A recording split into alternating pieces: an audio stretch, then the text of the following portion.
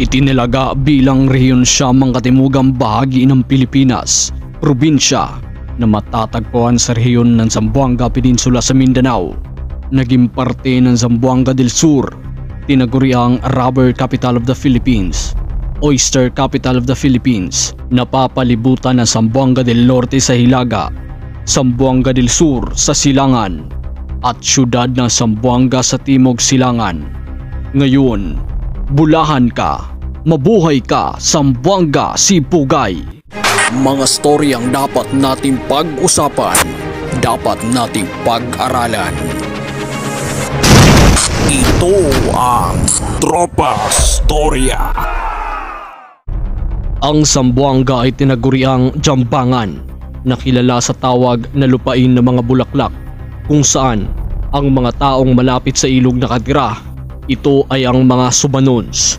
Ang kanilang pinuno ay si Saragan. Lumipas ang panahon, ang mga Samal sakay ang kanilang mga venta ay dumating at dito na din nanirahan. Sila ay nalito sa salitang Jambangan at Sambuangan, kung saan ito ay mula sa salitang sabuan, na isang kahoy na ginamit nila sa pagtulak ng kanilang mga benta sa paglalayag.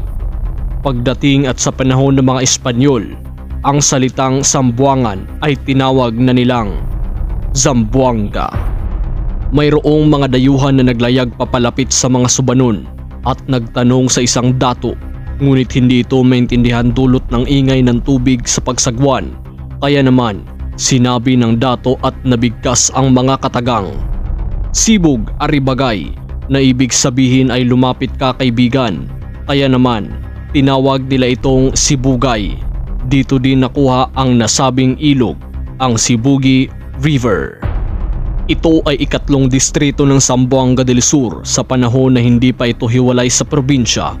Simula pa noong 1950s ay may pagkilos na sa paghiwalay ng ikatlong distrito ng Zamboanga del Sur, at ito ay umabot nga na ilang dekada bago nagtagumpay ang paghiwalay mula sa Zamboanga del Sur. Ilang mga panukalang batas na napasa sa Kongreso. 1966 nang nagpasa ng panukalang batas si Congressman Vincenzo Sagon, ang House Bill 17574. Congressman Vilma Cabilao, House Bill 8546. Congressman Vicente Cereles, House Bill 341. Ngunit sa kabila nito, ang mga naunang House Bills ay hindi nagtagumpay. April 1995, Ipil, Zamboanga Sibugay Massacre. Kagimbal-gimbal na pangyayari sa mismong bayan ng Ipil. Mahigit 50 katawang namatay nang salakayin ng mga tauhan ng mga Abu Sayyaf ang bayan ng Ipil at sunugin ang palengke nito. 1998, sa pamumuno ni George T. Hoffer, nang nooy kongresista na ikatlong distrito ng Zamboanga del Sur, ay mas pinaigting ang naturang panukalang batas at nangako sa ikatlong distrito na tutulong sa pagbuo ng bagong probinsya. November 7, 2000, naprobahan ni Pangulong Joseph Estrada hango sa Republic Act 8973. 2001, naipasa ang Republic Act 8973 ang batas sa pagtatag ng probinsya base sa isang referendum. Nanalo ang yes vote para sa paglikha ng bagong probinsya na binubuo ng 16 na munisipalidad. 60% of the whole population ang pabor sa paglikha ng probinsya. 88.8% sa kabuuang populasyon ng ikatlong distrito ay bumoto ng yes.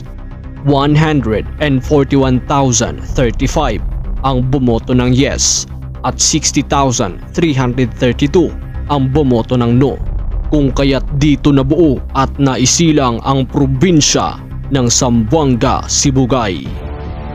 Binubuo ng 2 distrito at 16 na munisipalidad, ang Alicia, Buog, Diplahan, Imelda, Kabasalan, Mabuhay, Malangas, Naga, Ulutanga, Payao, Roseler T. Lim, CI, Talusan, Titay, Tungawan at Ipil na siyang kabisera ng probinsya.